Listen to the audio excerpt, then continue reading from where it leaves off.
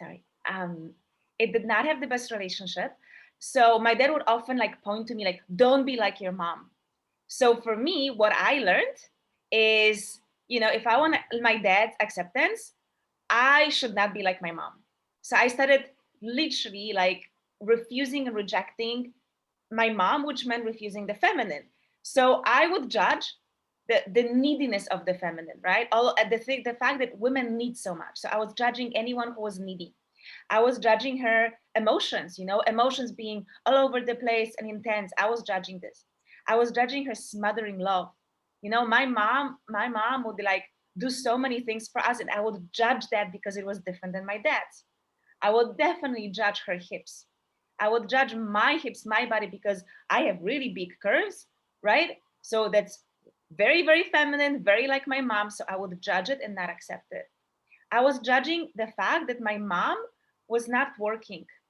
So my mom, like she tried working here and there, but mostly she was a stay-in mom and she was taking care of me, my brother, and the house. And I judged that. I judge her helplessness. So I had all of these judgments, and basically as much like I was basically rejecting the feminine inside of me because I thought that that was the way to get my father's love. I'm curious, how many of you can relate to this? Like if your wound is around your dad, like your dad. So just show me thumbs up if yours was your dad's issue. Am I the only one? So for me, that was a big thing. And literally that just like directed my life and how I was relating to my femininity and my body and how much I was attacking myself. And I paid a high price for this. So I went through quite an intense depression around 27 years old. Come out, this is when I was this before we met, but that's when I was in KL. Um, and well, basically, I got into the very first relationship at 27 because remember, I was so cynical, right? And rejecting the feminine and how the feminine loves. It's so needy, it's so all over the man. I just thought it's wrong. So I was rejecting this. I didn't allow myself to feel and love like this. So I got into the first relationship at 27. When the relationship ended, I went into deep depression. I actually had suicidal thoughts, and multiple times I attempted to hurt myself. Like a few times I grabbed a needle or knife, and I was just like, literally pressing it against my arm, like wanting to cut myself because I hated myself to that degree. Um, and so from there, I went into embracing the feminine studies and the feminine embodiment, and I was going into tantra, and I did so many things. And the thing is that what I didn't realize is that I wasn't actually embracing the feminine. I was embracing what I called the commercial feminine. And the commercial feminine is a very specific idea of the feminine, and she's actually disempowered. So after going into that direction, what happened? I had people take advantage of me.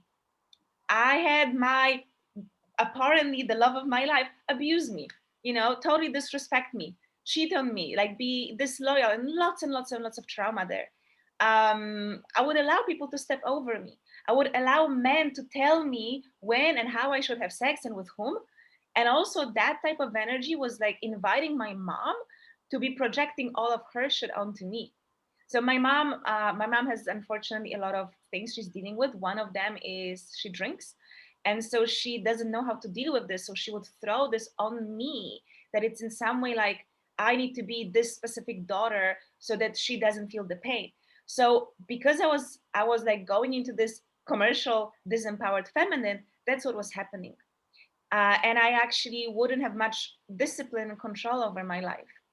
And I did lots and lots of studies. I did lots of trainings in Malaysia, India, Nepal, Bali, Thailand, in Europe.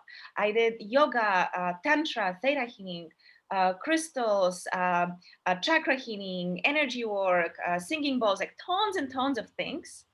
And at the end, where all of this journey took me is really to start unlearning the things, freeing myself from the dogma, because there's so much dogma around what it means to be a woman, like what it means, like how a female body should feel or look like, how we should dress. Like, I don't know if you were ever like deeply immersed in any tantric communities where they all tell you be a goddess, and then the goddess has a very specific definition. Example, long dresses. right? So there's a very specific way how to be a woman and how how you should move your body if you're the goddess. And so for me, the journey was really of just letting go of the dogma, freeing myself of this, and coming back within, ultimately releasing a lot of these a lot of the teachings, like. And I think this is one of the very sad things, is when we look at, like, even for me, I was in the school Agama. So if we look at our teachers in Agama, if we look at Osho, even Yogi Bhajan, there's more and more stories coming up. All of these teachers men like, we have all of these stories coming up where they had beautiful teachings, but they were not really in integrity with those teachings in their personal life. And so ultimately, what I've been realizing is, yes, I have this external knowledge, which has been very helpful, but ultimately it's about coming back within and understanding what is the truth, what is true power and true wisdom. And that is not something that comes from another guru, another book, but from me. And yes, we do need to go through these teachings, like we need to have some foundation, and I'll talk about the power of foundation today. But ultimately, the thriving happens from within. And so it's really about reconnecting to the source. And one of the big, incredible processes for me was realizing that as women, we have all of this knowledge inside. And I have to say, I find it really ironic when we have male spiritual teachers kind of trying to tell us how to be spiritual, how to connect to the divine feminine or masculine, because I believe that as a woman, we have these codes inside of us. It's like, we are the ones who can create life, who can carry life and nurture life. So nature has equipped us with everything we need to thrive. If you think of it, the woman is the leader of the world and the man is the supportive role. But we talk about it differently. When we talk about the feminine and masculine, we talk that the feminine is the supportive force for the masculine. And I actually find the opposite to be true. So to me, we are born with these codes. We know how to tap into the source of knowing, of confidence, of creation, manifestation. We know it, but, and I'll speak about it today, we were sort of disconnected from this. So we forgot this, and we think that we are meant to be on sidelines and support this big creation happening, while it actually, the way that nature designed us, it should be the other way around. Because if you think, what's a more important thing to create? A building, a company, or life? And we are the ones who carry the creation codes inside of us. So that's something very special. And I remember seeing this quote once that Osho said that being a woman, that's the highest form of reincarnation. So what today is about is helping each one of us, and that includes me, to remember we have those codes and to reactivate them. So a few things that we're going to go through today. So we're going to really dive into understanding why is it that our relationship with our body and our femininity is not healthy. Because there's actually really big thing happening that we don't understand. And I really want to dive into this because you have to understand what are the different forces that are working on us. So we're going to look at what is the relationship between the society, the patriarchal society, and ourselves, this relationship. I'm going to introduce you to this formula, the 4-step formula of how we can actually reclaim this beautiful relationship with the body. And I will guide you through the most important step to start healing this. And we're going to do beautiful techniques today as well. And I'm going to give you something for you to take away from this training. So something that you can, first of all, continue practicing. So we're going to do a few things today together, but I'm going to show you also what specifically you can take with you to do either on a daily basis or whenever you need it. And there's going to be also something we're going to do today that it's for you to take with you and keep with you to help you integrate those teachings. Now, first of all, I just wanted to say thank you so much for being here. I really appreciate that you're taking this time. I do not take it lightly. And so I promise to give you 110% and really make it worth your time. Again, I truly appreciate it. And what you're going to get from this training is you're going to leave this training feeling connected to your body and even more like reconnected. This feeling when you catch up with your friend after like not seeing each other for like months or even years, and it's like, oh my god, I love you so much, like why did we wait so long to do it? right? It's like, we need to do it more often. Like that exciting feeling, that's how you will feel about your body. It'd be like, oh my God, I feel so good when I'm connected to you. Why was I waiting so long? So that's the feeling I want you to get. And if you stay with me until the end, you will feel this. And then the other thing that's very important is that you will feel hopeful that it's possible to rewrite that relationship. Like actually feel that it's possible. I'm not here to be telling you that you can feel good in your body. I'm actually here to give you the experience of what it's like. Now, just a couple of notes. You will need something to write. We'll do a bit of journaling, so make sure you have a piece of paper. If you cannot get anything physical, you can also type on your computer, but it's always more powerful to actually write with your hand. It just activates your brain differently. A quick note regarding camera. So I love seeing you. It allows me to know that you are there and to feel that you are there, to tune into you. Also, when your cameras are on, it helps you be 100% present. I've attended multiple webinars where I'm just like, keeping my camera off, listening, or just doing a little bit of other things. And that's also your choice. But the thing is that if you show up for something 80%, you're going to get only these results. Like to really get full results, you got to show up 100%. Even if you show up 99%, you're not getting the same results. So having your camera on, it's a bit of like, it helps you be fully present, to really show up here. You're going to do, when we do things together, it's nice to see other women go through this experience as well. And just it's a bit of like, okay, I gotta be here. But at the same time, if you really do not want your camera on, you're a sovereign being. And if we're talking, we're gonna talk about empowerment of ourselves today. So if you feel that you do not want your camera on, I am not going to force you to do it. Okay. So this is also where you are taking care of yourself, and I fully respect that. This is meant to be interactive. So I will be asking you questions. I'll be asking you to write something, and sometimes also share, just like with your voice.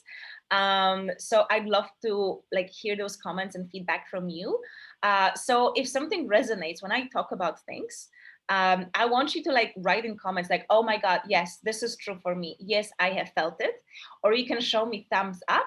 And there's also an option you have at the bar at the bottom, you have reaction. So if I click on this, I can do thumbs up, I can do a heart. So there's this icon reaction, so the emoji. So you can use this as well, just to kind of we get the feedback from you that, okay, yes, like I'm feeling it, I'm with you, I have the same. Or on the other side, if something that we're going to share is like really triggering you, and you feel like, you know what, like, no, I don't like it, I don't agree, I want you to pay extra attention to those moments. First of all, also feel free to write like, hey, I don't think this is true, I don't believe to be true, that doesn't feel right in my body.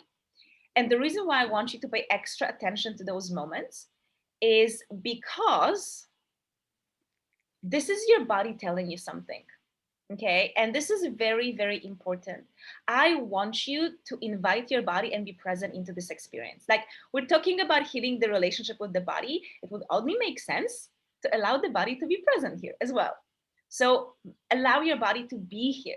It's not just you and your mind. There's also your body that is here listening. Like, the body wants to get something from this training as well. So I want you to be listening with the body, noticing the sensations in the body. If there's contraction, if there is openness, that's your body communicating with you. And so if something like creates a reaction, whether it's like an opening, right? Like positive, I'm like, oh my God, yes. Or, ooh, I don't like this. That's your body communicating with you. So listen to this, right? And the thing is that when there's something that may be triggering or challenging, this may be the very thing that your body wanted you to know. And it takes me to another concept that's super important. And this is that every single one of you is here for a reason. Like, we do things always in our best alignment. Now, this reason, we don't know what it is, but the thing is, I don't want you to miss it. So imagine we're going to go through something and your body will be like, yes, this is this, pay attention. And you're not tuning into your body. You're not paying attention. And you're going to miss the very thing that you came here for. So this is why I want you to bring your body into this experience. And remembering that, yes, You are here for a reason, whatever that reason is. Maybe you've been asking a lot of questions, and like you're gonna get this big aha moment. You're gonna get all of the answers that you were looking for in this training. That may be you. Or what happens today maybe is just planting of a seed. Maybe you're not going to have a huge aha moment. Maybe it's going to be something small that will grow and blossom in the weeks or months to come. That's okay too. You know, I remember doing some trainings and I left the trainings thing like, I didn't get anything. And then a few months later, I was going deeper into some other trainings. I'm like, oh, now it makes sense. Now I understand what it was all about. And I needed to go through it. So just trust that you're here for a reason. Okay, whatever it is, small or big, you're going to get from this training exactly what you need. My ladies, I am recording this, by the way, I forgot and I started a bit late, but the reason, oh, we get thumbs up. The reason why I'm recording this is because there's actually a lot of women in Europe who wanted to join, but again, like Louise, I'm so amazed. It's a lesson for me, again, like I said, you know, picking the time zones, but I know there's a lot of women who have requested to be able to watch the replay. And also I'm gonna share this with you if you wanna come back to this. The replay will be available for 48 hours, so it's not gonna be there forever. But again, this is just to give other sisters a chance to watch it if they couldn't make it live. Okay, so we're gonna do a combination of things today. We're gonna have some discussions and some sharing, and then we're gonna also do the embodiment and the practices. And this is another very important thing in terms of when I find a lot of teachings about feminine embodiment to kind of get it wrong. So you go into these different workshops and kind of right away you're invited to drop deep into your body and surrender. The thing is that to surrender, you need to feel trust. And trust is earned.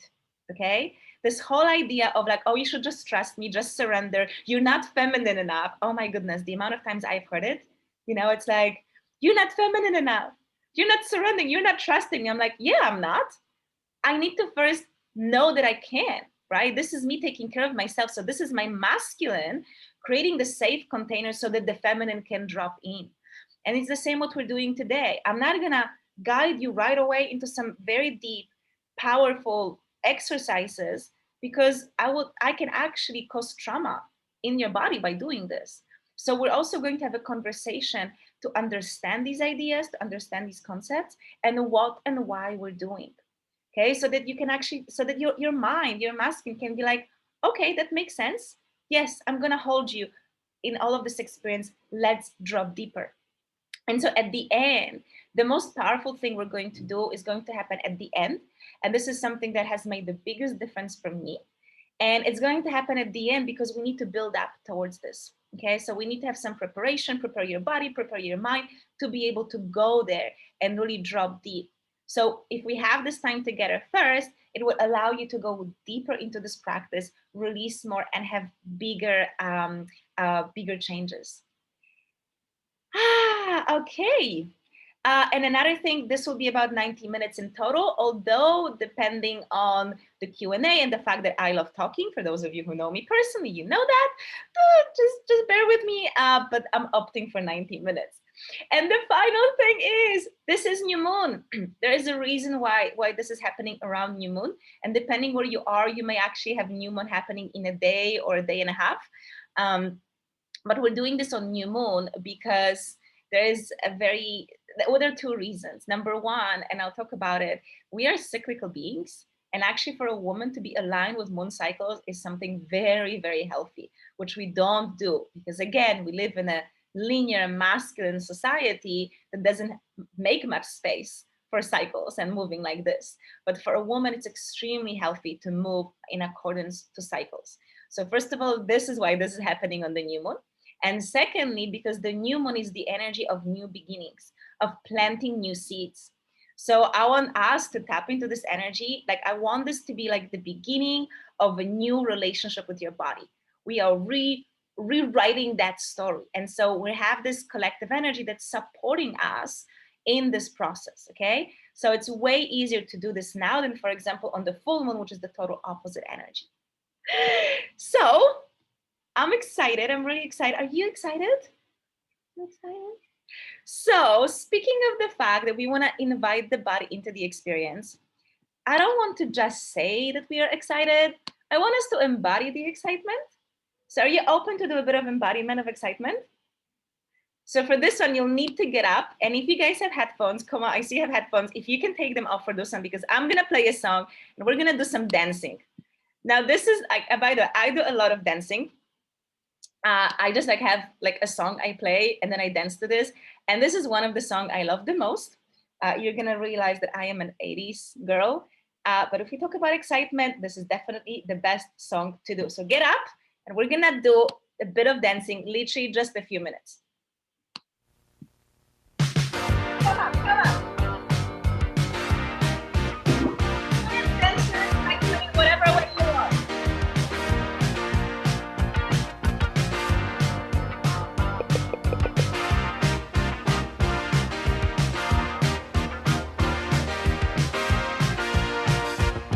Tonight, we're gonna make it happen.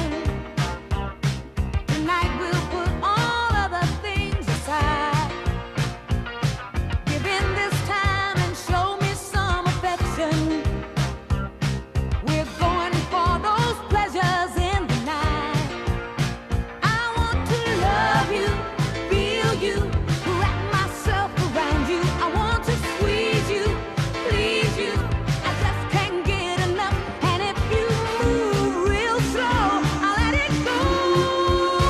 I'm so excited, and I just can't hide it. I'm about to lose control, and I think I like it.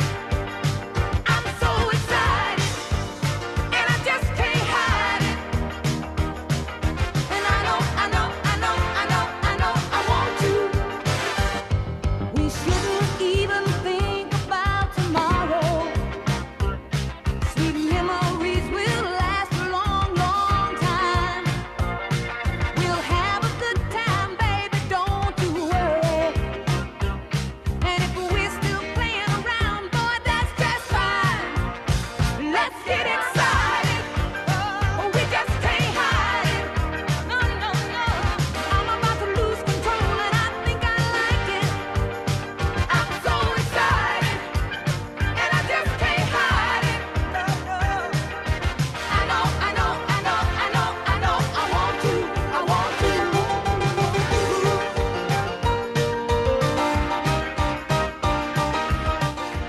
Woohoo! Okay, my ladies, you can sit down again. How many of you did you guys have to put the AC on? Yep. See, this is way different when we actually embody the excitement. Awesome. So now that we move the body, I want to actually move into a little meditation to get started and to consecrate the place, open the space, set the intention, and especially tapping into the new moon. By the way, for women, it's actually really good to dance before you go into meditation, because our body works differently than a male body. The stillness and emptiness of the mind that happens in meditation is the masculine quality. And it's not natural for a woman to just drop into this. So dancing, by the way, is really good for us to let the energy move. And then the feminine can relax and allow the masculine to go into the meditation. So that's what we're going to do now. So please close your eyes. Just make yourself comfortable wherever you are, closing your eyes.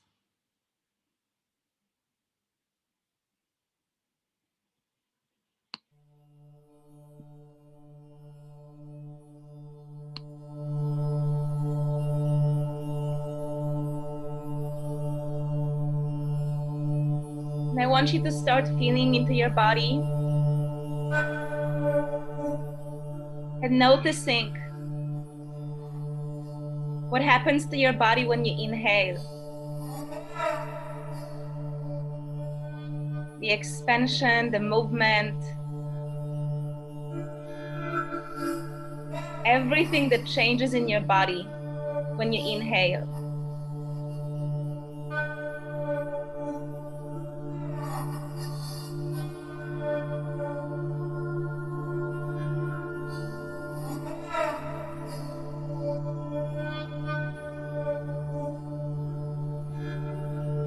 Same on the exhale. What happens to your body?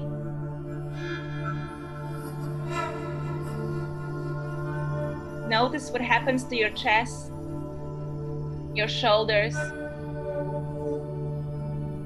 What happens to your face when you breathe in and out? Even notice what happens to your feet.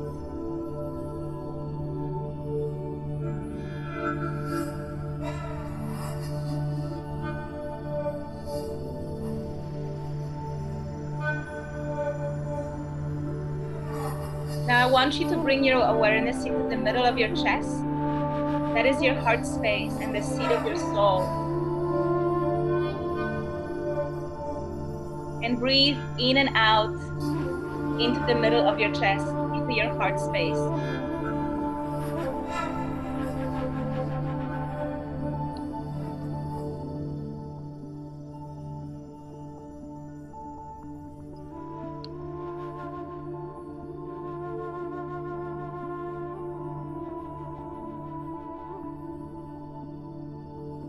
And imagine a little ball of light right in the middle of your heart space. And on the next exhale, move this ball of light down your body, through the chest, the belly, into the hips, down your legs, to your feet, and visualize it exiting your physical body through the feet and going down through the floor, down into the soil, deeper and deeper. Visualize the roots, deep waters, minerals, rocks. Go deeper and deeper through the liquid hot magma and all the way into the very heart of Mother Earth. And allow yourself to feel this primal motherly love and support. Reconnecting to that energy, knowing that you are always embraced and supported. Always loved. And that you can count on her no matter what. And no matter what's been your relationship with your physical mother, this is your connection to the true unconditional motherly love. And just knowing that your physical mom is doing her best to channel this energy for you. But you have this direct connection anytime you need it.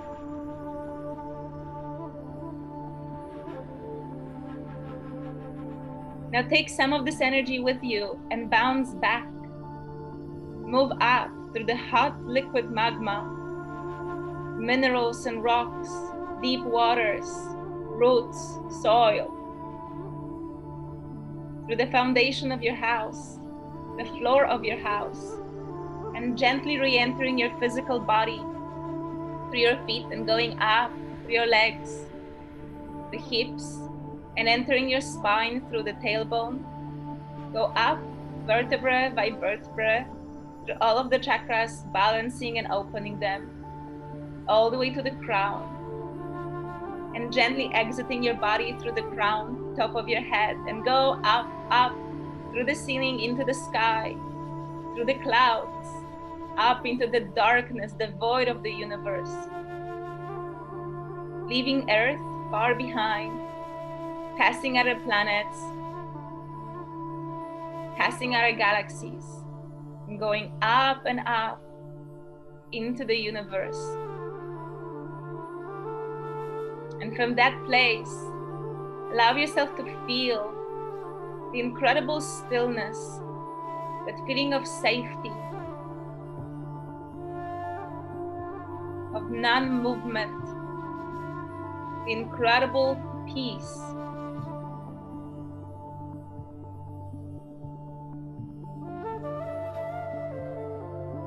And allow yourself to remember that you are always connected to this energy. Anytime there's chaos in your life, anytime you move in all directions and you feel lost, anytime something feels like too much to handle, you always have that connection to stillness, quiet, and peace.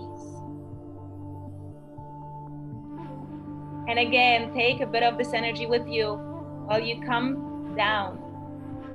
Go down, down through the universal space, through the galaxies and planets, re-entering the atmosphere of Earth, going through the clouds, into the singing, and then very gently re-entering your physical body through the crown, and going down through the head, back into the heart.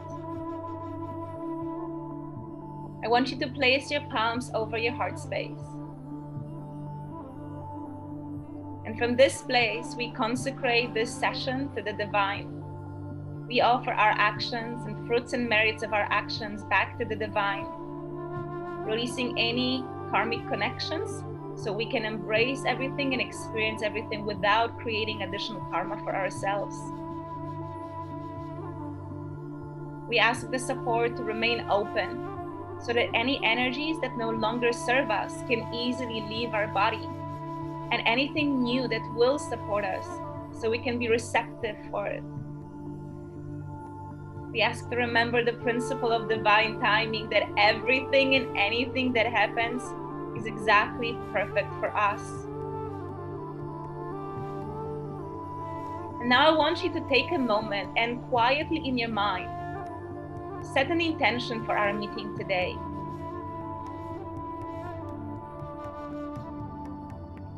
Knowing that we're connecting to the new moon, you get to plant the seed. So just quietly in your mind state, what is the intention for you for this session, for being here?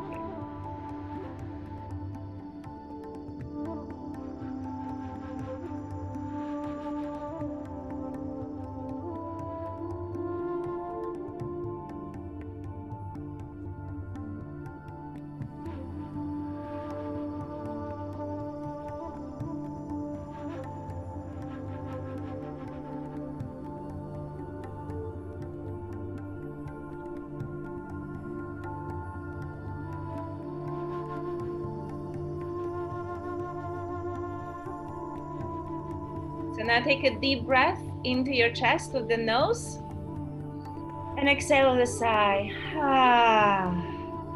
One more in, exhale, and another time in, and exhale. You can open your eyes and shake your body a little bit, bring you back to life. Welcome back.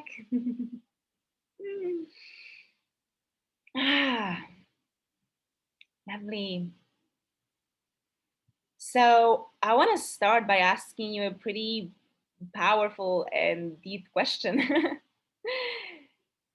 Have you ever been in an abusive relationship?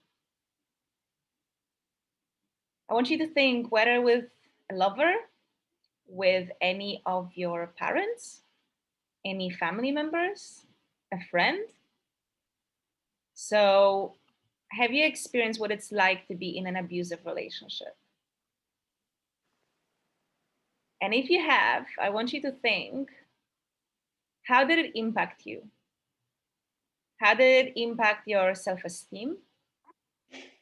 You wanting to take care of yourself, like dress up and go out and do things? Now, how did it make you feel when your needs were not important? When it was all about them and you didn't have much space?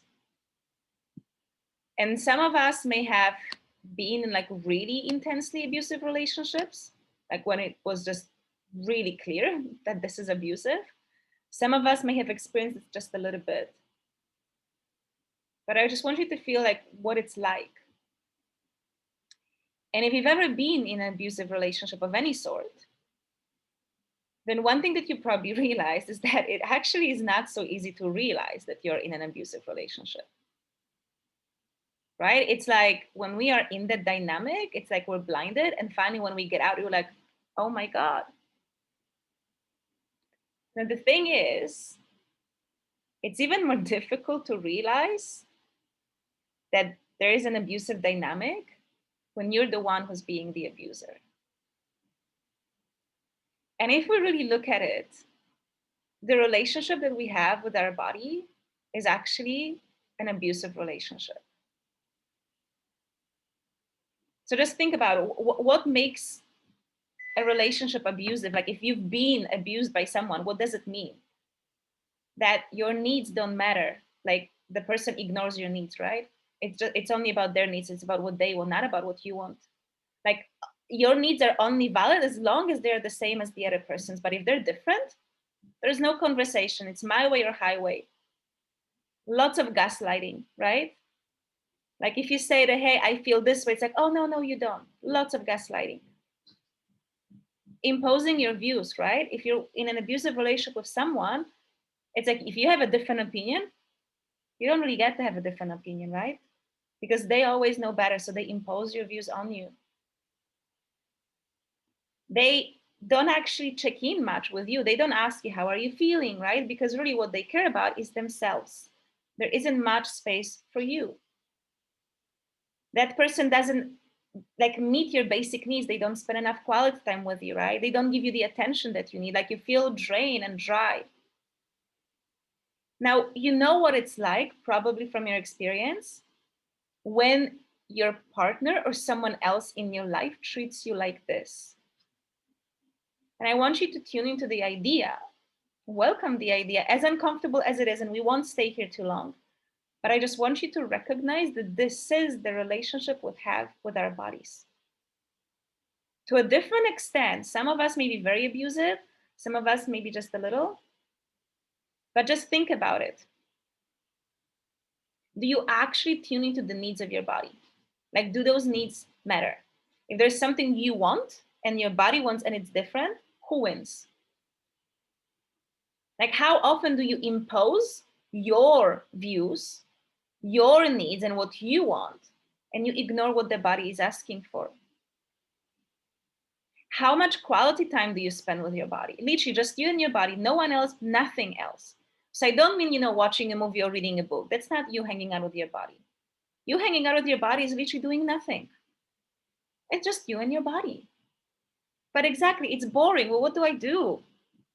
Right? I'd rather do something. Even if it is yoga, meditation, or studying, which seem to be good things to do. But still, you're not actually spending quality time with your body. You're not giving your body the attention that it desires. So sharing comments a little bit, like how, if you have been in this dynamic, how did it make you feel, when someone was not honoring your needs, was not giving you the time that you needed? Like, how did it make you feel? If you can just share a little bit in comments, so we get a bit of feedback here.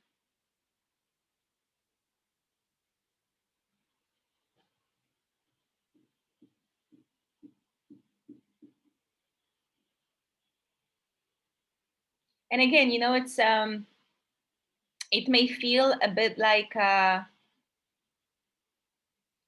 maybe you were not in like a very clear abusive relationship, but you've probably experienced what it's like when someone ignores what you need, right? When you ask for something and you're just like, the other person doesn't care.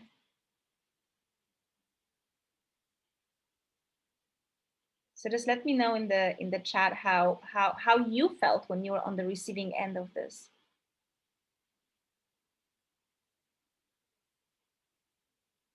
Yeah, Louise says you start ignoring your own needs. Yes, absolutely. Numbness. Yes. This is huge. That's one of the problems we have in a way with our body, is that we don't actually feel because we're numb because of that. Makes me sad, like I don't matter. Yes. Fragile, vulnerable, not safe. Yes. So now think about this. Like, it's really actually heartbreaking, but we are separated from our body. And the theme of that separation is, you're not good enough. There's something wrong with you. You should change. You should be different. Eunice says it's really disempowering and vulnerable feeling. Yeah.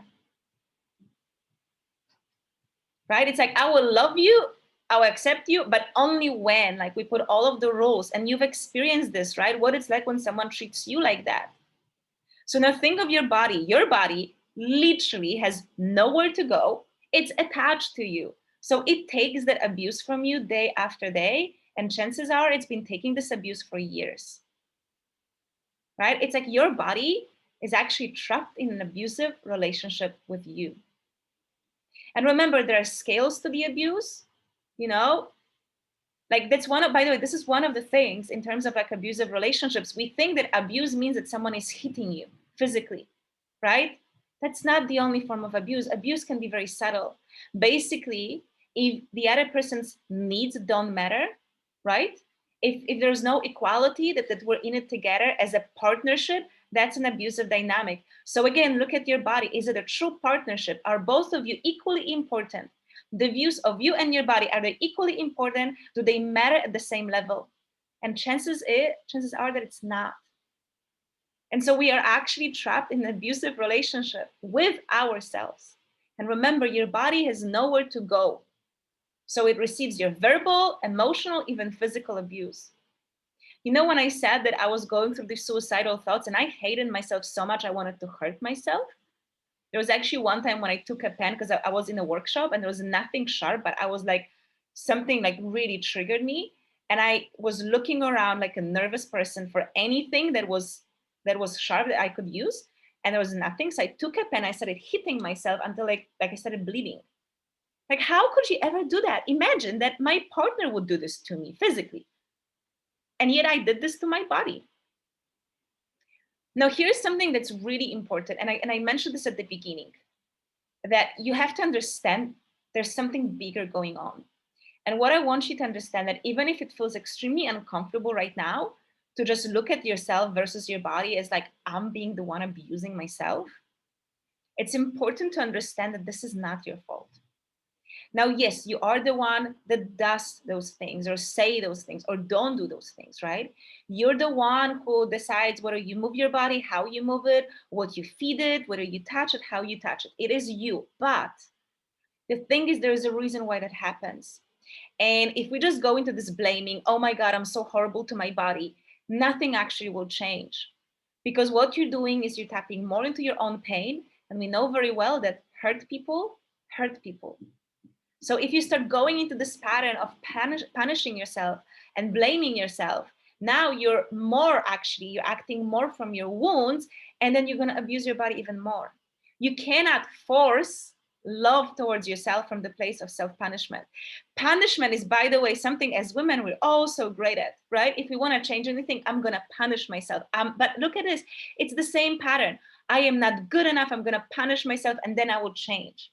It's another form of abuse. You cannot heal abuse with another form of abuse.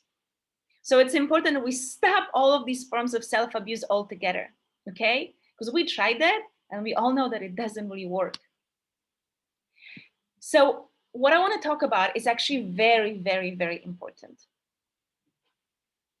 It is not accidental in our times that women feel disconnected from their bodies. The thing is that the whole society is actually designed to thrive on that dysfunction. So you have to understand that there is a bigger play here. And this is disempowerment. Now, I'm not saying this is intentional or conscious, but we live in times that is led by the masculine and is led by men. And one of the ways to keep the power dynamic like this is by keeping women disempowered, because the moment women will finally understand their true power, we will overthrow this whole thing. And this will change everything. This will change the whole economy, how businesses are run, what businesses are run, how the educational system is run. Like that would literally switch everything 180 degrees. So this is like, and this is something people are scared of. So both men and women, like, you know, on a deep level, maybe not consciously, but on a deep level, there is agreement. We're not going to change this because we wouldn't know what to do with the change. And one of the things that comes with it, if we don't want to change it, we have to keep women disempowered. And this is why both men and women engage in activities that keep us small. And I'll speak about it more and more, because the way how you keep a woman disempowered is by keeping her disconnected from her body, is by convincing a woman that your body is your enemy. And why? Because for a woman, our body is actually the source of our power. So think about it. What a better way to disempower women or disempower anyone than by convincing them that the source of their power is something bad. Now, I want to give you an example of what I mean by this. Are you familiar with the Marvel comics or Avengers series? Like, are there any fans of? Okay, yes, cool. So I really do like it. So think of Thor, right? Thor is one of the superheroes characters in Marvel, but he's also one of the gods in the Vikings tradition. Now, Thor has a hammer, right? And the hammer chose Thor. It's not like an average person, a normal person cannot lift the hammer. Thor is the only one who can do it because he deserves it, right? He's honorable enough. This is like his reward. So he has this hammer, and the hammer is this powerful weapon that he has that makes him unstoppable, right? Now imagine that someone told Thor, why are you dragging this heavy hammer?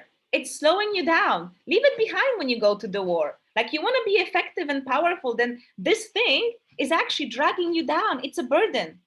And now imagine that Thor believes it and he decides that, oh, the hammer is nothing special. In fact, it's what's pulling me back. And he leaves it and then he goes into the battle without his hammer, right? That's kind of what's happening with us. Like, your body is your hammer. It's your Thor's hammer. I know it's not the sexiest comparison. But yeah, and then we've been convinced that what gives us our strength, that it's a burden. Now, look no further than our menstrual cycle. So I'm curious, and I'd love to hear from you as well. So my story with my cycle was, oh my goodness, like, it was so inconvenient because, like, first of all, for me, bleeding meant that I cannot do something I wanted. Like, when I was younger, I wanted to go diving and I couldn't because I was bleeding. I mean, if any of you are divers, it's not the most comfortable thing to like change pads or tampons when you're on the boat. And actually, if you dive with sharks, even the sharks that are not dangerous, if you're bleeding, they can smell it. And that can also create some dangerous situations. I remember wanting to go snowboarding or any other weird activities, and I couldn't do them because I was bleeding. And then another thing was that my period wasn't regular. So I remember when I was younger, I was just like, oh, I cannot wear any white clothes in case my bleeding comes. So I remember that it was just such a like inconvenient thing. Like, bleeding meant there's something that I cannot do, something that I wanted to do because of my cycle, right? And boy, mom, so yes. Yes, Kamal has a little lovely bunch of boys in her household. She's a powerful woman. Yes, exactly. You have a lot of men, right? A lot of masculine energy in your house. So look at this fact, like, and I want you to look back at how you either look at your menstruation right now or how you used to look at when you were younger. This idea that bleeding is inconvenient. I recently saw a post. So I follow a lot of like Instagram accounts around like keto diet and working out and CrossFit and intermittent fasting and all of them. And recently there was a post in one of those accounts. And I have it written. Okay, if bleeding at least burned calories. This is how we feel about our menstruation, that it's so annoying, literally gives us nothing. At least it could help me burn some calories. That is the view of the menstrual cycle. Now think about it. If we think that menstrual cycle is so inconvenient, what is an actual deep message? Is that being a woman is inconvenient. Because you cannot separate a woman from her cycle. That's who we are, that's how we operate, right? So what we're saying is that being a woman is inconvenient. Now, the thing is that regarding the cycle, this is one of the most mystical and powerful experiences. Like, there is a reason, like some people say, for example, that women are not meant to sit with ayahuasca and with medicine ceremony. That insights that people get when they work with medicine We have access to those insights when we bleed. That's the power of the menstrual cycle. Now, not only was the cycle stripped of that magic, again, we were meant to believe it's inconvenient. And so that's what I said at the very beginning. There is a reason why we're doing this on the new moon, because I want us to align. I want us to align with the moon cycles, because we are cyclical beings that are forced to be linear because we live in a masculine linear society. Look at it. Educational system is a linear process, right? You go up, you go up, you go up, you go up. The whole career and promotion, again, you're meant to go up, up, up, up, up. So me and Alex, we go to CrossFit gym, and even there, like if you work out, again, all the progress is linear. So you're meant to do continuously more weight. You're meant to always go up, but that's not what cycles are. The cycles mean that you go up, but then you retract, and then you're gonna go up again, but then you go in. You have more energy, you have less energy, and that's how a woman naturally moves. We have one comment. I actually shifted from ignoring my menstrual cycle to loving that time of the month. It's like the time to pause from everything that I do, and then, well, I will, yes, exactly.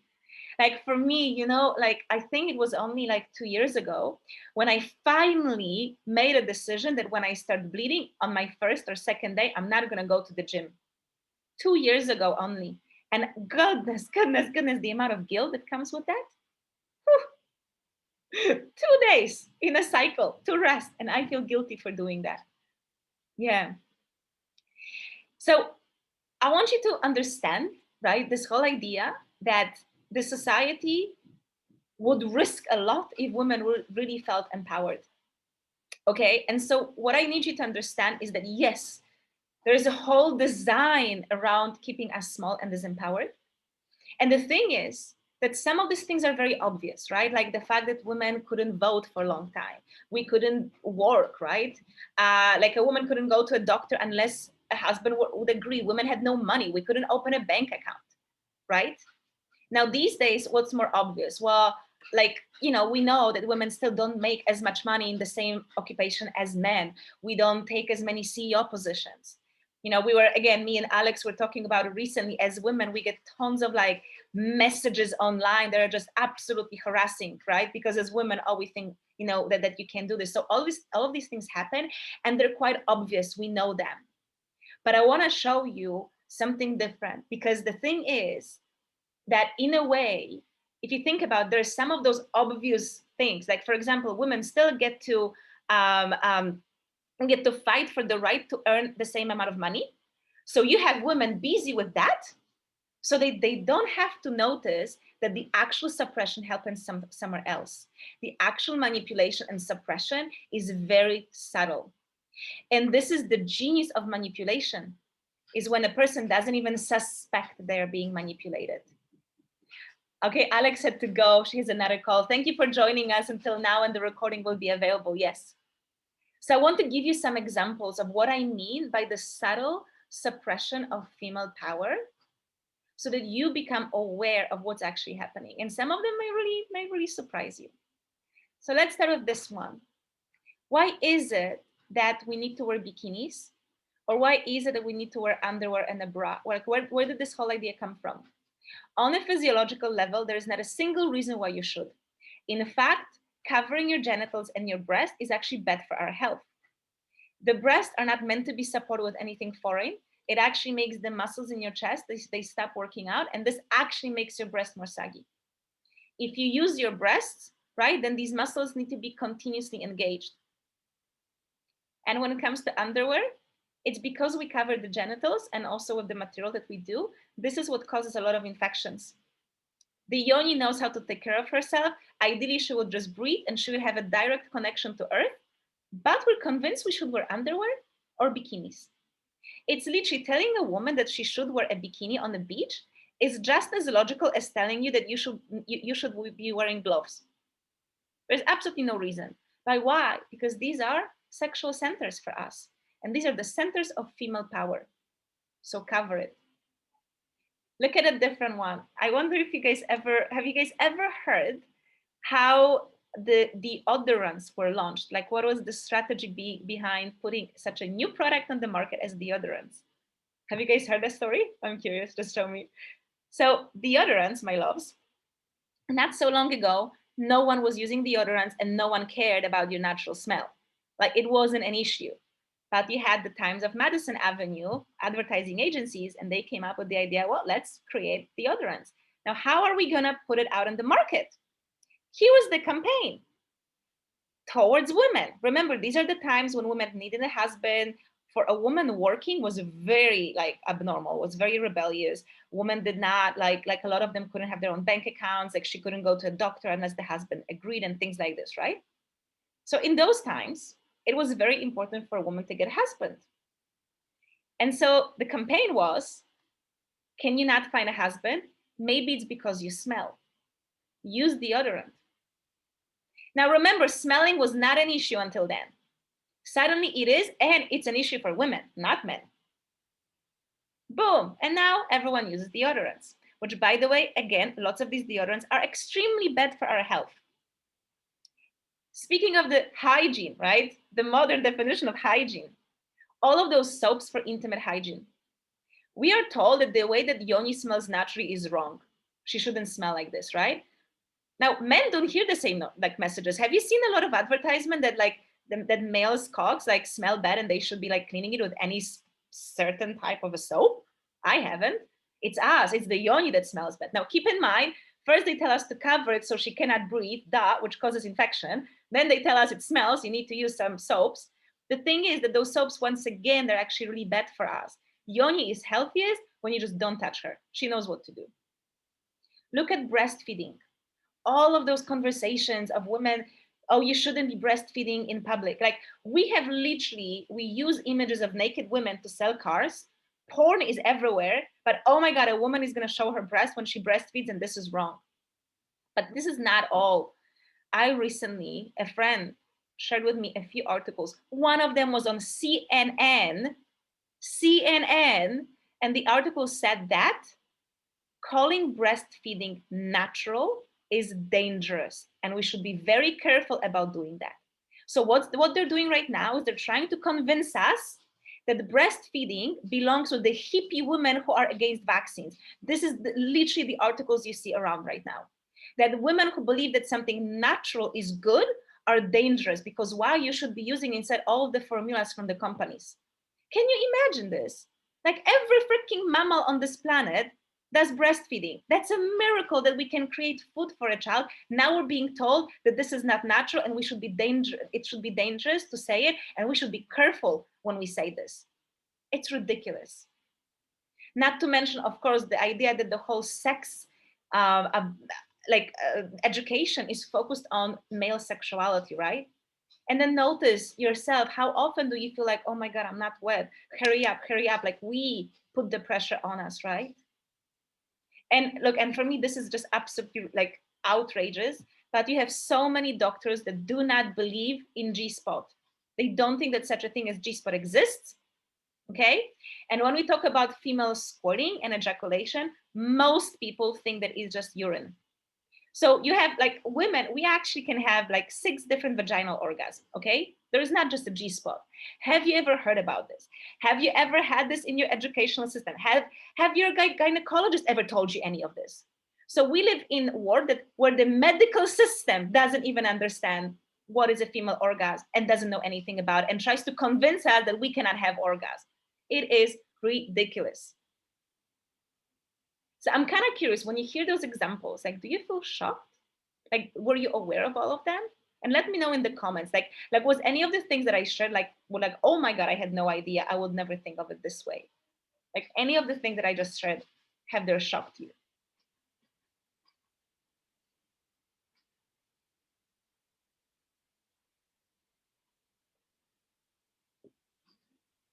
Yeah, most of them, yes. Yeah. And by the way, there are more. There are more things like this. Yeah, Eunice said, I didn't know about the marketing of deodorants. Yeah. Yeah, actually, if you go back into those times and just check some advertisement, you'll see like how sick it was. Yeah, I was aware, but bringing it all together in this forum makes sense. Yes. Yeah. Yeah. So I want you just to understand this, because when it comes to healing the relationship with the body, it's such a big thing for women. You have to remember that being convinced in some way that your body is your enemy, that you shouldn't listen to your body, you should override what it wants, like you know better. This is how you have been disempowered. Intentionally or not intentionally, that doesn't matter. But that is, as long as we're in this dynamic, we are disempowered. Remember about the hammer, Thor and the hammer, right? You want to have your hammer with you. And this is about the body. And the thing is that unfortunately, they've done such an incredible job disconnecting us from the body. So if there's one thing to take from this webinar, what I really want you to take away is that your body is not inconvenient. It is not your enemy. Your bleeding is not inconvenient. Your changing moods is not inconvenient. Your changing weight is not inconvenient. There shouldn't be fought against, because these are actually your gifts.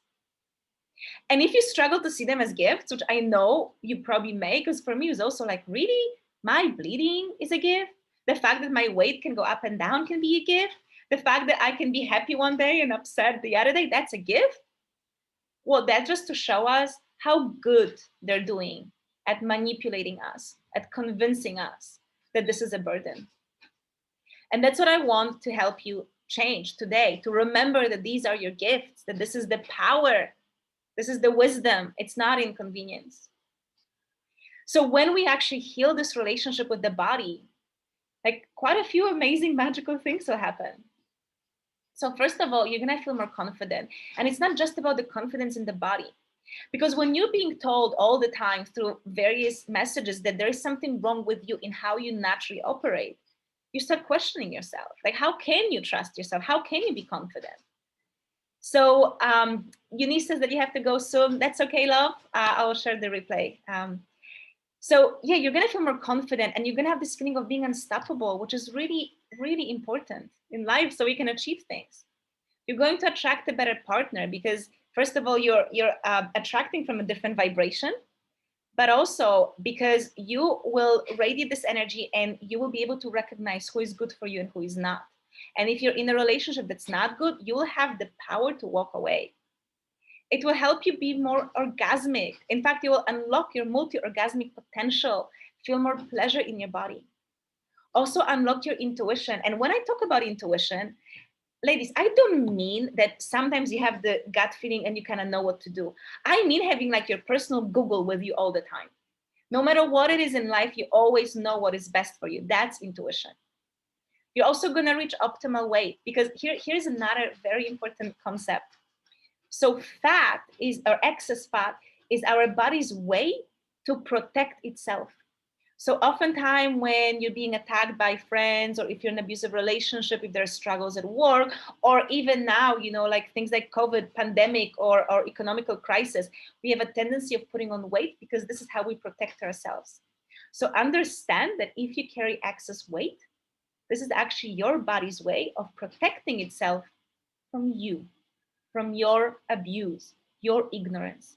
So when you stop attacking your body, it will not have to protect itself from you, and you will very effortlessly release that extra fat and come back to your optimal weight. You'll also balance your menstrual cycle, balance your hormones, which means that the cycle will be more regular. You won't have these unpleasant things like PMS. It will be more balanced, and you will feel more sovereign, more confident, like your life depends on you. So I want to share with you this process that I use with my clients, which is something that allows us to really make changes and that help them to stick. And you'll notice when I reveal these 4 steps to you is that usually most of the processes are incomplete. They do either phase 1 or phase 1 and 3. And this is why we end up going back. Like we change something and then we get pulled back. It's all of this yo-yo effect, not just with diets, but basically with anything in life. Because we don't do all of the steps. And especially for women, doing all of those steps is extra important because it honors our cyclical nature, okay? So most of the time when we want to change something in life, we push ourselves, we want to make it linear, but remember, you are not linear. So this is why I use this specific process in my work. So there are 4 stages. Okay, 4 stages. And I'm gonna tell you shortly about each of them. The first one is heal and release. The second one, nurture and stabilize. The third, thrive and blossom.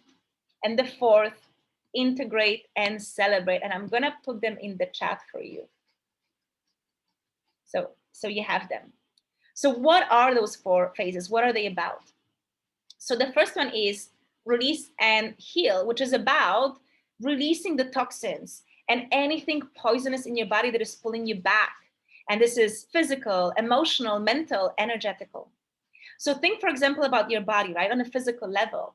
If you want to, like, if you want to improve your health, the first thing you need to do is detox your body and stop putting toxins in your body.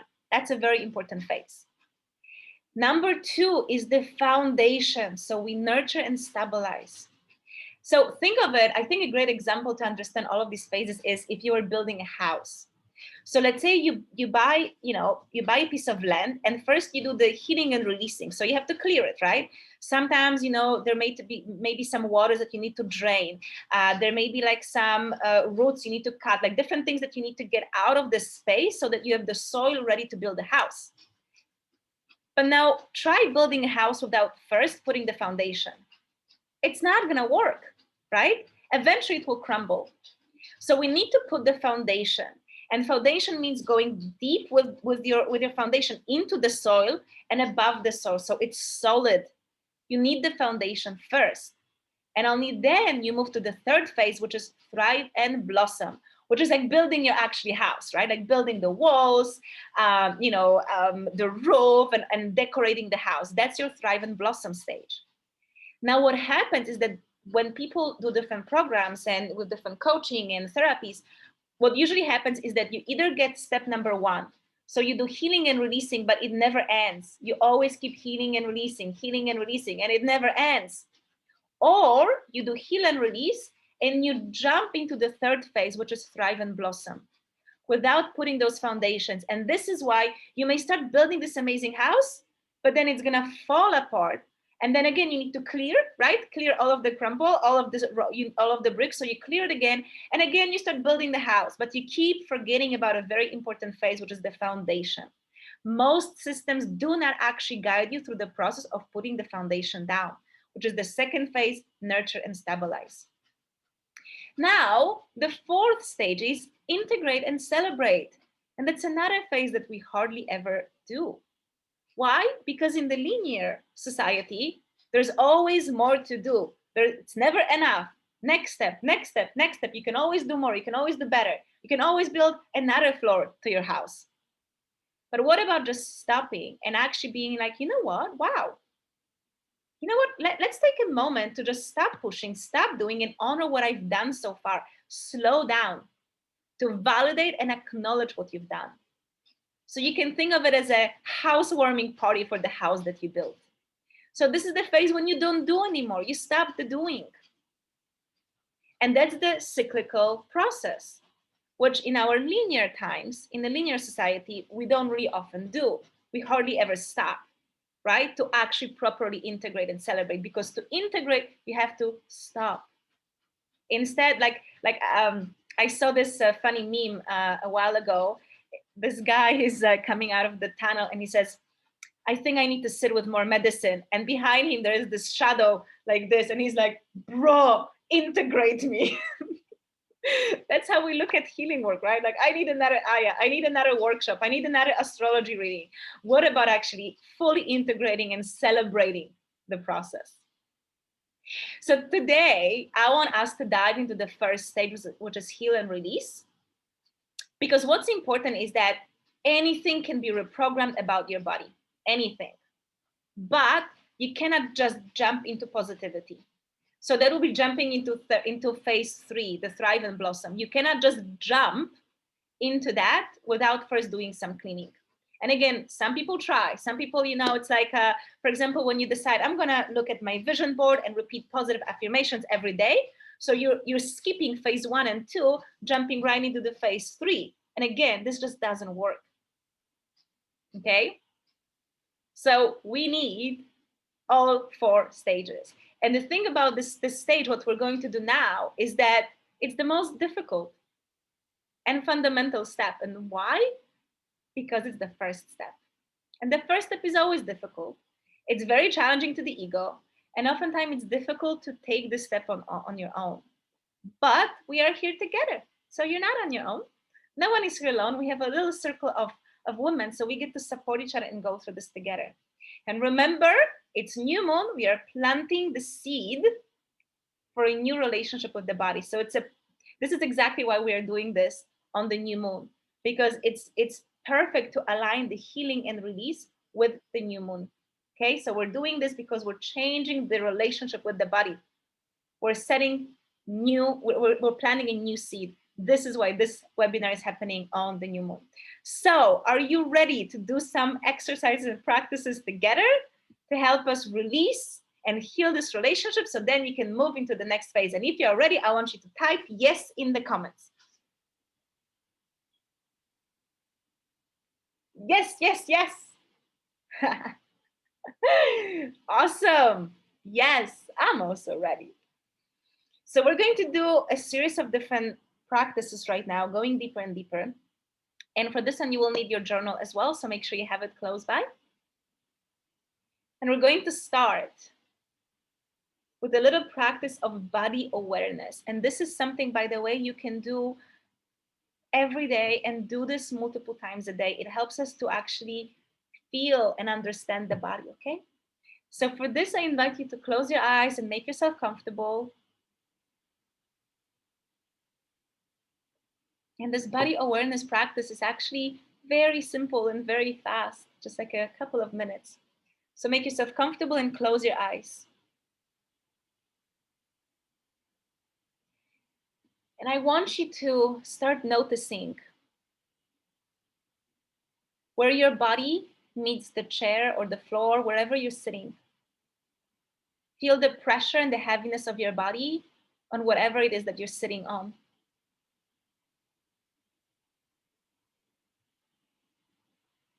Now I want you to feel your clothes on your body.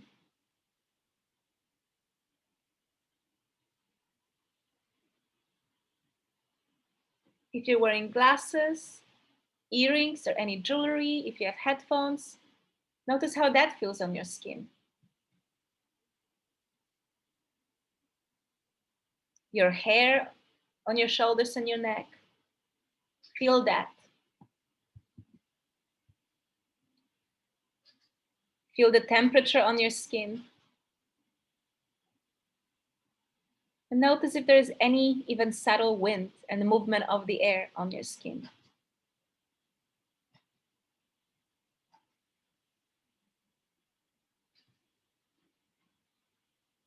Now, bring your awareness to your nose and notice if you can smell anything.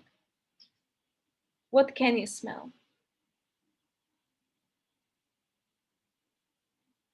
Now go inside of your mouth and notice any taste, any flavors inside of your mouth.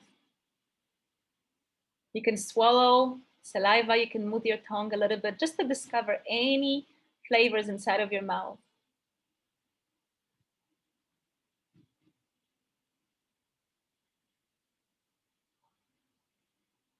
And now notice, what can you hear? Tune into my voice. Tune into any sound inside of the room that you're in. And maybe you can even hear sounds outside of your room.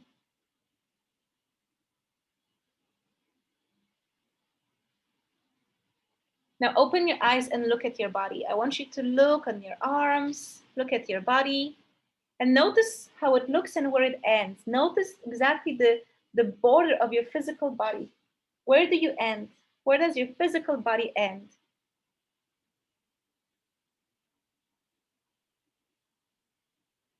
And you can touch your body to recognize that I am here, this is me. And when you do this, I want you to just really welcome every part of you. So every part of you is welcome here. And every part of you is loved. Now again, close your eyes. Close your eyes with this connection to your body.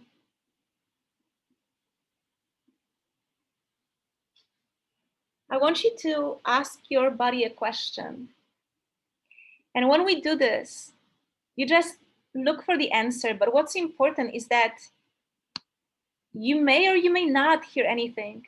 If you haven't been speaking to your body doesn't really trust you that you actually want to hear it speak.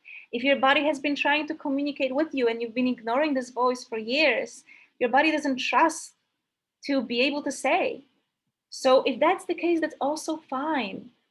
You know, we need time to rebuild this connection, but quitting doesn't make it any faster. So just allow whatever comes today when we do this exercise. And again, if nothing comes up, that's also fine. So keeping your eyes closed, going within your body, you can place one of your hand on your womb or your lower belly and another one on your heart. And I want you to ask quietly in your mind, ask your body a question. What would you like to tell me? What would you like to tell me? And just allow it to share and speak.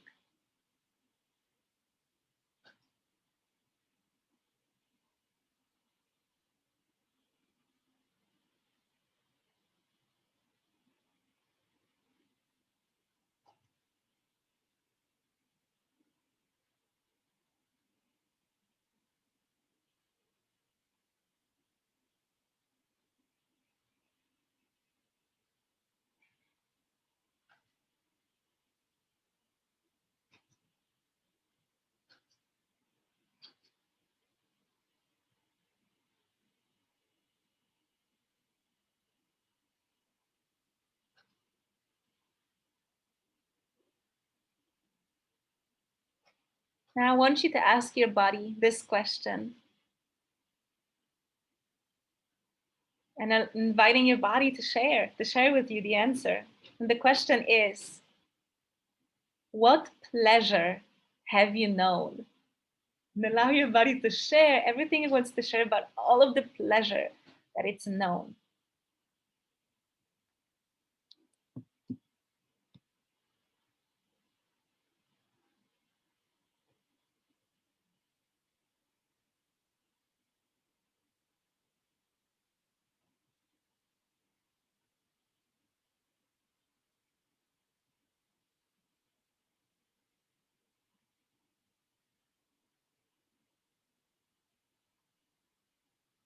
Now, I want you to ask another question. Once again, invite your body to share openly.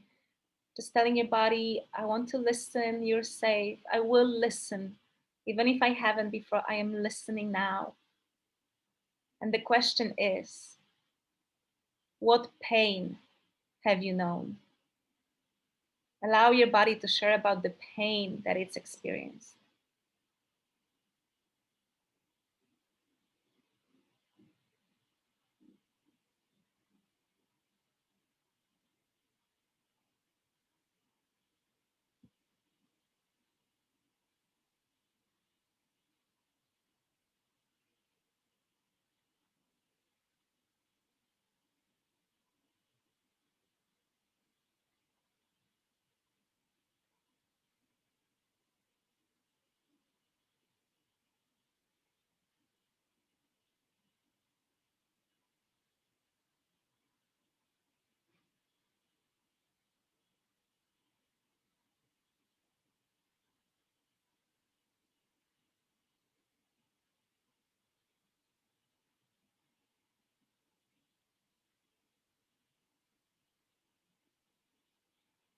Now I want you to open your eyes and grab your journal, and we will write an apology to your body. Now, there are two important things when it comes to apologizing, because oftentimes apologies are fake. And if you ever been in a situation when someone like apologized, but you're like, this is not even an apology. So the two things that make an apology actually an apology is, number one, you own it. You take a full responsibility for this. Be humble, no excuses. So for example, in my case, I could easily say, I'm sorry I rejected you, but my dad conditioned me like this. No, nothing of that sort. No putting responsibility on anything else. This is about you fully owning that. That's number one. And number two is that apology has to come with an honest intention of changed behavior. So I want you to write your apology, and we're going to have a few minutes for this. I'm going to play some like gentle song for that. And I want you to write down and journal everything that will come up to you, okay? So you're apologizing to your body. So take a piece of paper, your journal, and just start writing, allowing anything that wants to come up to just come up.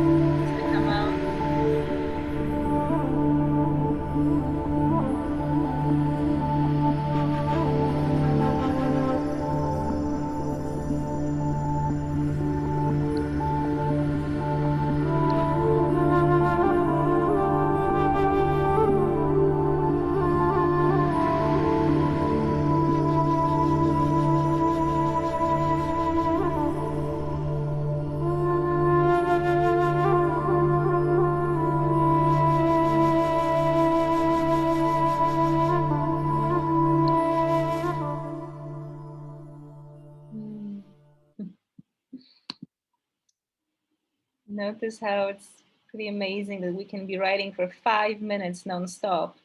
There's a lot we're apologizing for, right? Now, we don't want to be keeping this energy. We actually want to shake this energy off our body and move it out. So we're going to do a bit of embodiment to just let it go. So to release that energy from the body. So shaking is one of the best things that you can do for that.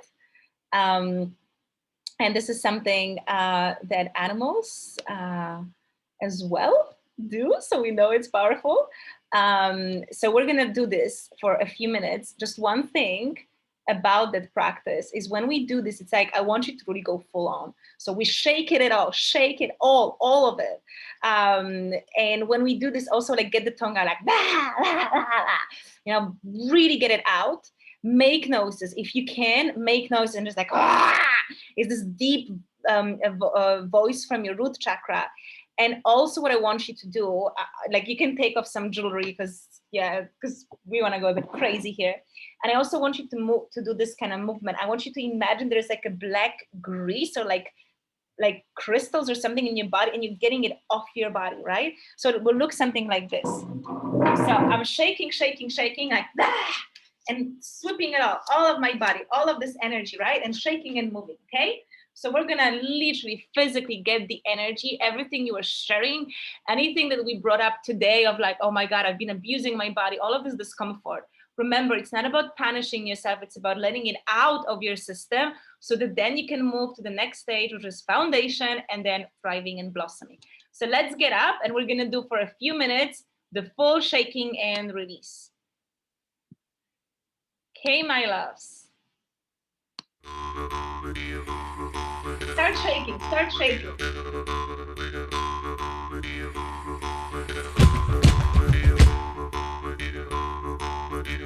And remember to shake it all. Your legs, your hips, your shoulders, your head, everything. Shake it, shake it, shake it.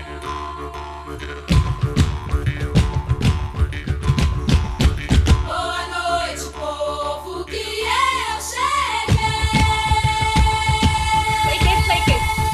And put the energy. Put all of the blackness, the release from your whole body. Put it, clean it.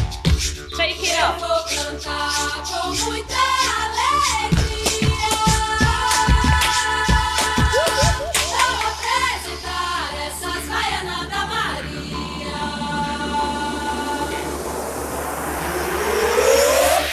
And get the tongue out like that. Sai cabeça, apresenta meu baiano.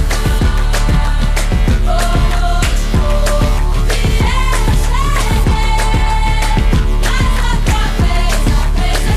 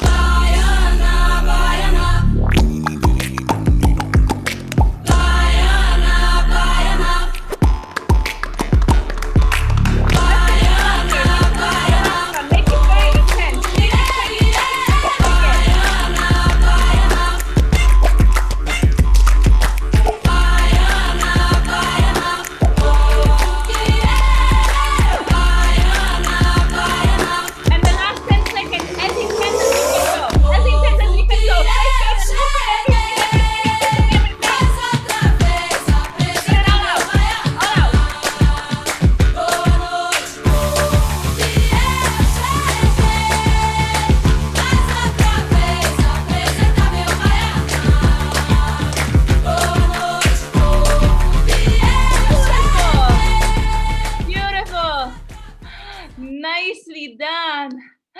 You can come back and sit and rest. How are you feeling now? Let me know in the comments. Shaking it all off. How are you feeling? Moving. How are you feeling, my loves? Oh.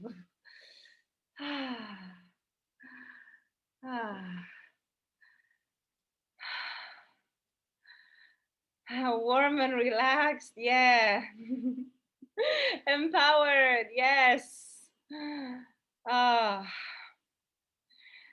I fell on my bed by the end, yeah. Oh, wow. Yeah. So by the way, like, you know, the dancing that we did, like, it's not just for fun, it's actually feminine practice. And the shaking is also so powerful for females, like it's just shaking it off, shaking it off. Anytime you get into an argument, you feel like your needs were not met, just shake it, shake it. Play some, you know, vivid music and shake it. It's just so powerful. So my loves, from this place, I'll invite you to get your journal again and write one more thing. And this is just meant to be short, 1 or 2 sentences, maybe 3, but a short paragraph. And this is your declaration.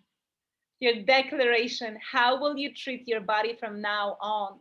What do you promise your body? Remember, the true apology is about really owning it and an intention of actually making a change. So now is the time to write it down. So take a moment and write down just a few sentences. How do you promise your body that you will be treating it from now on?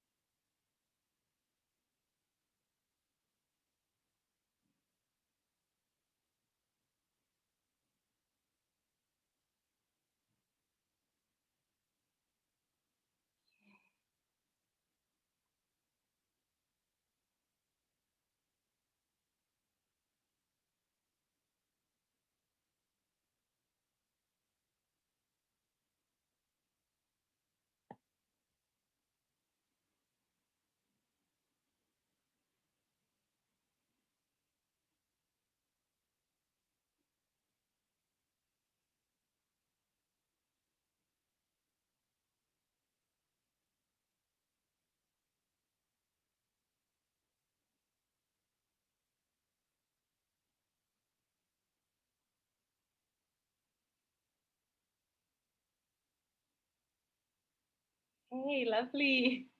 So my love, this declaration is something that I want you to take with you after this training and keep it. Now you may want to rewrite it, make it like bigger, nicer, rephrase it, but this is something I want you to keep. And this is something that you can read every morning, every evening. Just remind yourself, because you made a promise, and promises, when they're broken, they destroy trust.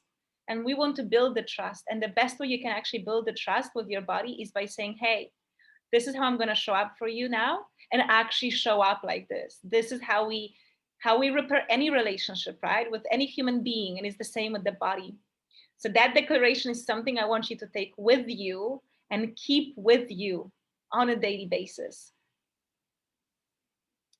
Now, okay, we are running late. I'm so sorry. There's one more thing I want to share with you, and I hope that you can stay. So we went through the first phase, which is the heal and release. We did the exercises to let it go. And actually, with the declaration, we sort of stepped into the second the foundation phase. But yes, the whole process is 4 steps. And I actually have something I wanted to introduce to you that I'm so excited about that guides you through all of those 4 steps. So we looked at the human body, the female body today, as the source of our power, but that is actually just 1/3 of the whole picture. So I realized in my journey that there are 3 specific feminine superpowers. And when we talk about suppressing women, like suppressing our power, not allowing us to really step into our confidence and power, you actually notice that the society has been doing it through these 3 channels. There are these specific 3 things where the society, the patriarchal society, has been suppressing us. And just like the society managed to convince us that the body, that the female body and the way that the female body functions is inconvenient, with bleeding, with putting the weight up and down, with breasts getting tender, all of these things inconvenient, is the same here. Unfortunately, the society has done an incredible job at convincing us that these superpowers are nothing special, not that important. In fact, it's something that's probably we should work on and change, even to that degree, because it's different than the way men show up in the society, right? And like we're kind of invited to be more like men. So anywhere where we differ, it's like change it. This is not good.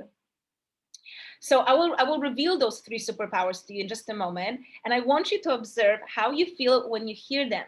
Like, can you actually see them as superpowers, or do you think of like nothing special? Because that's exactly what's been happening, right? We live in this society that does not honor feminine superpowers. And even the modern feminist movement does not honor feminine superpowers. It basically tries to increase our masculine abilities.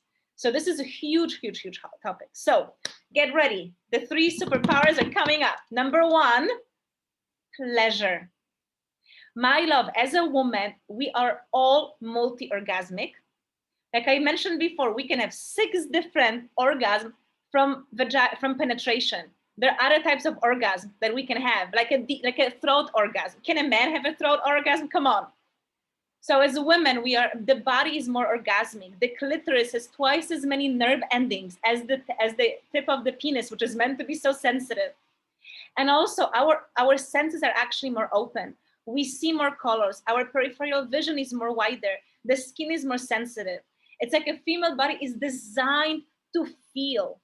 So pleasure is your superpower. You get to experience way more pleasure than a man can because your body is different. Now, second superpower is love, because we love differently. And for those of you who are mothers, you know it. The way you love your child, it's like you dedicated 9 months of your life to carry the baby, then to give birth and nurture it.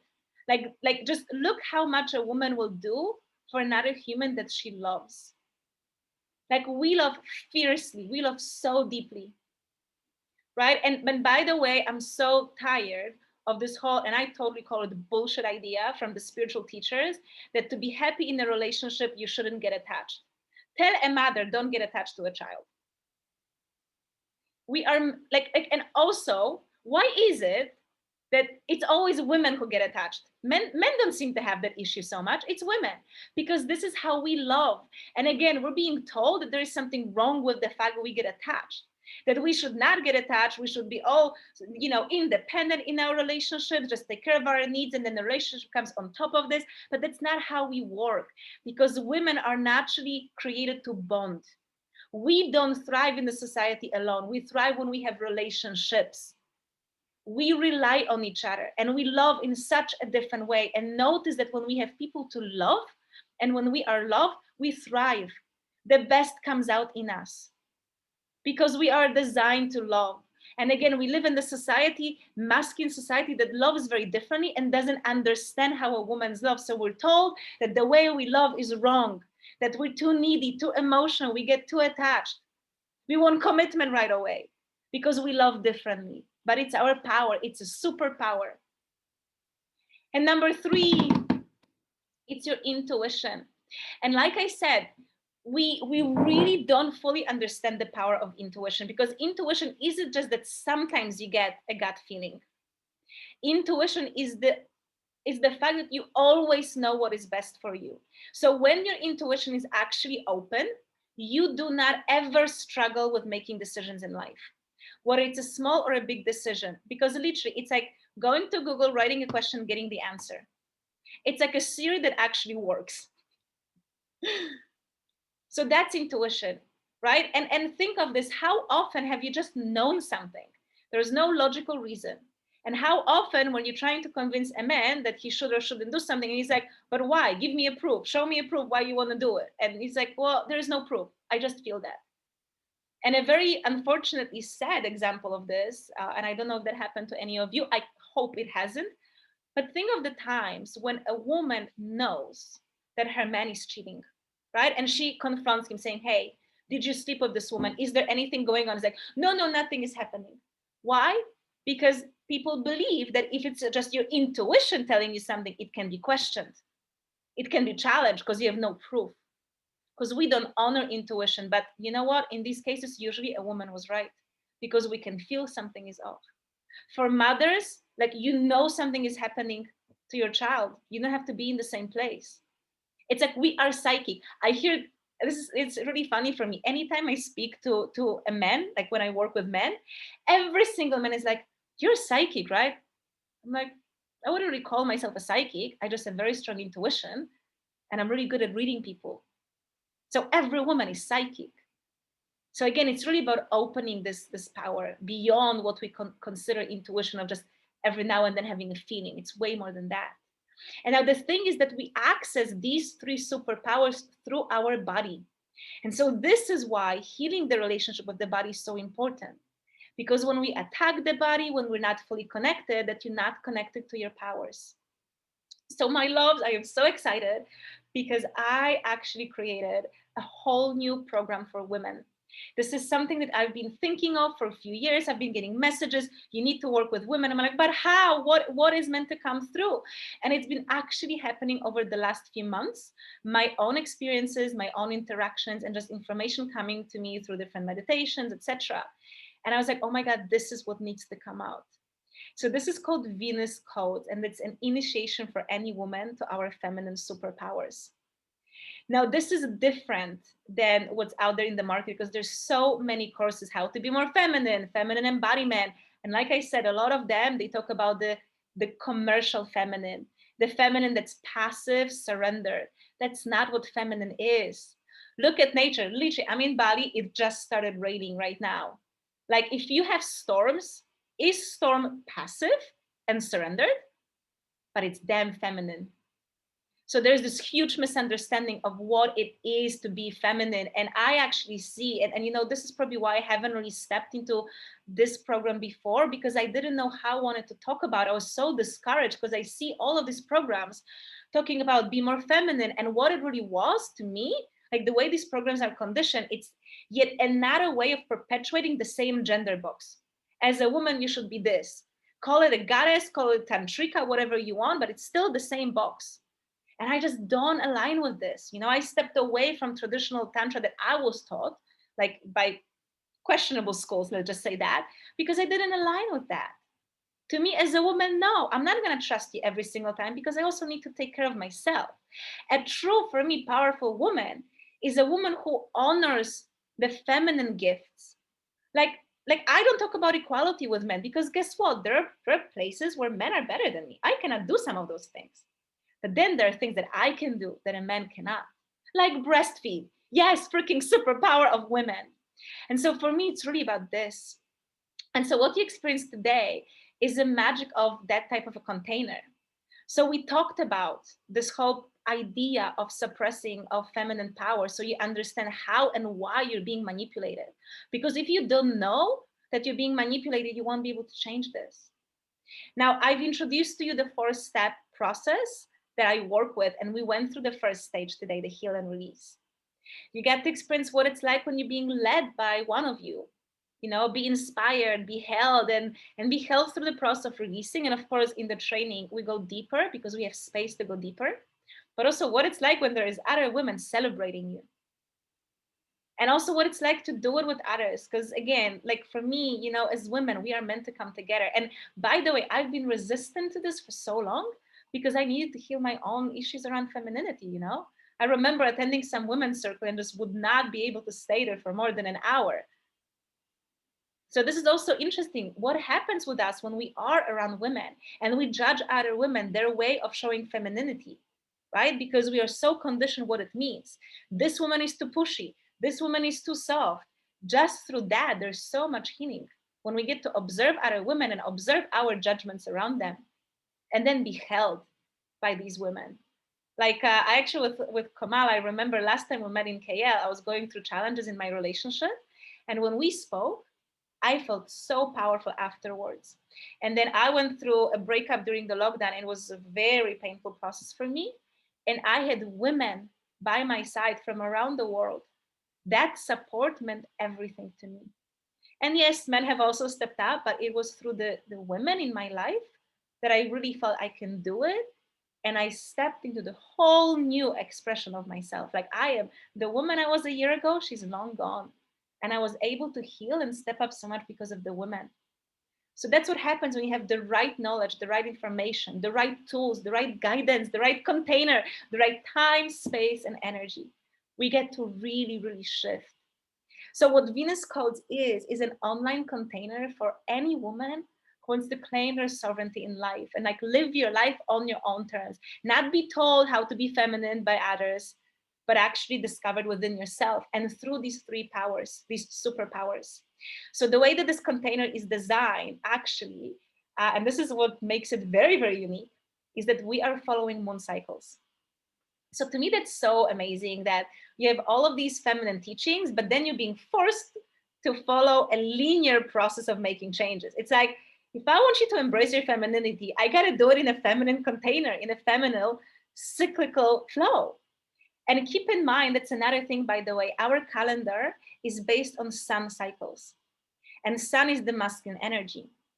Lunar cycles are based on the moon, the feminine energy. So this is why actually for a woman, it's way more aligned with our body to follow lunar cycles than the calendar. So this program actually is aligned with lunar cycles. We're going to start on full moon at the end of March, and we're going to dedicate each of the three cycles to one of the superpowers. And then these 4 stages that now you know about, they are aligned with the moon cycle. So the first stage, heal and release, starts on full moon because full moon is the energy of letting go. And then the thriving and blossoming, the third stage, is aligned with the new moon because that's planting of the seeds. So we're going to move in that way because we want to honor our cyclical nature and align more to this. So through this program, you get to really tap into this power. So when I talk about pleasure, I really mean it. It's like, imagine opening your senses so deeply that drinking water can become an orgasmic experience, because that's how a female body is designed. When we talk about love, it's about being able to love fiercely without feeling like, oh my God, am I too much? Am I asking important questions too early? You know, it's like, am I too needy? Letting that all go and just honor how you love, no matter how you're being met, because it's about you and how you show up. And then with intuition, it's about getting to the place where you always have access to your inner wisdom so that any single time you need to make a decision, small or big, you know what to do. You know, it's like for me, for example, I was in Europe for 8 months and I came back to Bali in November. That was not an easy decision. There's like logistically difficult. There was guilt around leaving my family behind. It was expensive. So these are the moments when we know what it's like being stuck. Do I stay in the relationship? Do I leave the relationship? So when you feel lost in your life, not sure what to do, it means that you're disconnected from your intuition. So one thing I wanted to share with you, now this program starts at the end of March, specifically on March 28th. So there's still time. And I was not actually initially going to reveal it, but I decided I'm so excited. I cannot wait. And I decided to actually already talk about it today. And so very, very, very special thing for you, just for 48 hours. So for the time when the replay is available, here's what you can get. So if you want to join now, you're going to get like the best offer ever. And this will not be shared to anyone else, only to people who have participated in the webinar or the replay. So you're getting the best price ever. You're getting a special offer that no one else will receive. And you're getting the guarantee to be in the program. What I mean by this is the standard price of this program is $1,800. And I may actually put it up. But if you want to join this weekend, you can save almost $700 US. So the price is 1,111. So it's almost 700 discount on the price. When I talk about the bonus, you're gonna get one-on-one complimentary session with me online. So full-on coaching session, individual with me. And when I talk about a guaranteed space is when I'm tuning into myself, I'm feeling that I want this container to be for 20 women. Because I also, it takes a lot for me to show up for you, be really present, do the sessions, like be available in between sessions. And so I know that if I have 20 women, I can show up fully. So that's what I'm thinking. And again, this program was literally like put all the pieces together like yesterday. I'm like, okay, I feel I want to talk about this. So some things may change. Like I said, the price may actually go up. I was initially thinking of $4,000. So I was like, okay, we'll see how it goes. But in any case, no matter what the actual price will be, you can get it for just a bit over 1,000. Now, look, for some of you, this may feel like no brainer. I want in, and for others, this may feel like a stretch, and I understand it. So what I just want to invite you is, again, just connect to your body and allow your body to tell you. I don't like pushing anything that I offer, because if I have to convince you to be there, then probably you don't want to be there and you're not going to get the benefits. But if you feel, actually, I want to go deeper, I want this, then I'd love to see you there. And really, when a woman heals her relationship with her body, like so much magic comes into her life. Like I said this before, like we get to align with the optimal weight, whatever the weight is for you. You regain trust in yourself. Like notice how often we don't trust ourselves. We ask for advice other people, or maybe get astrology reading, and at the end of the reading, you're like, yeah, I knew that. Yeah, because you knew that, but you didn't trust yourself. You needed to get someone else's approval.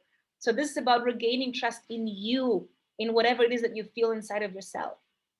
It's about having this ability to make any decisions in life. Do I, even here, do I want to invest or not? Do I want to go to Europe, visit my parents? Do I want to stay? Do I want to quit my job, start a new business? These are difficult decisions. But as a woman, you have access to this inner compass, so you don't have to struggle with that. But again, in the society that values logic and proof, we get disconnected from that. So feel, again, confident in your skin, like actually feel sexy. Like I cannot stress this enough, ladies. I have a friend, and she's actually really big. Like she is really, really big. And she was telling me, Magda, I'm feeling so bad. I'm not attracting any men. I need to lose weight. I'm like, you know what? The first thing you need to do is change your energy. Open your energy and notice the magic then. So we did some work together. She did not lose a single kilo. And she had men all over her, like literally all over her. We would go out, I'm sitting with her, and I'm like, what about me? Like she was getting all of the attention. That's what happens when you feel confident in your skin. And then the optimal weight follows. Another very important thing when we're connected to the body and we're reclaiming these powers is that we actually get very clear on our boundaries. We know what those boundaries are, and we can communicate and stand for them. Because truth is that, like I mentioned this before, and maybe you've experienced this, especially men have this belief that they can just cross your boundaries because you're a woman, you're not going to step up or whatever. Like the amount of unsolicited advice that I've been getting over the years from people, it's ridiculous. There's so much behavior I'm receiving that I'm sure a man would never do towards another man. So this is about us understanding, no, this is my boundary, being able to express it, stand by it. And if something does not respect you, have the strength to walk away, because so often we also don't walk away. And instead, when you have this confidence, you start reaching for what you want. Like I said, you're unstoppable. You don't have to feel guilty because you want something and you're going for that. And again, this is when people will tell you like, oh, you're too masculine because you're too pushy. Bullshit. You can be going out for what you want and still be connected to your femininity. Like feminine can also be the one that proactively goes and engages with the universe, with life. You can work on your business, and this is also being in the feminine because you're creating. Creation is the feminine force. Again, there's another misunderstanding. We think that a man, is setting goals. When you set goals and work on the goals, that you're in the masculine energy. Are you creating? Creation is feminine. So like I said, there's so much misunderstanding of this, and I feel very excited and very honored to be able to actually offer this container, which gives a different approach to what it means to be a female, an empowered female, empowered woman. So my loves, I'm going to share the link with you if you want to check it out. It's magdakay.com/Venus. I'm going to email you the link as well. And again, this is, like I said, for 48 hours, you have this unique opportunity to get all of the bonuses. So a big discount, the one-on-one session with me, and again, like guaranteed place. Because once after the 2 days, I'm going to make it public. And then again, it's going to be not exactly one, first come, first serve, because there's a bit of there's an application as well. I want women to be committed because I want us to hold each other. But if you're here, or anyone who will be watching the replay because you couldn't make it live, you have this opportunity to join. Now, for like logistical aspects, there's a 2-step process for this. So the first one is filling up a short application, so I get to know more about you and what is your intention for this year. And the second step is you're going to receive a bank details if you want to join. And if you have any challenges or issues or want a different payment method, just send me a message. Email. Those of you who are connected with me personally can also do that. So this is all from me. And I know we are literally at 2 hours. Oh my God, I can talk. I'm so sorry. But before we go, I also wanted to make space to you. If you have any questions, if anything came up today, you would like to ask something, anything about the program, something wasn't clear, I'm here for you, and I'm going to stay here as long as you need me to. Okay, so back to you. And if you have any questions, you can just wave your hand, you can unmute yourself, and you can just ask the question.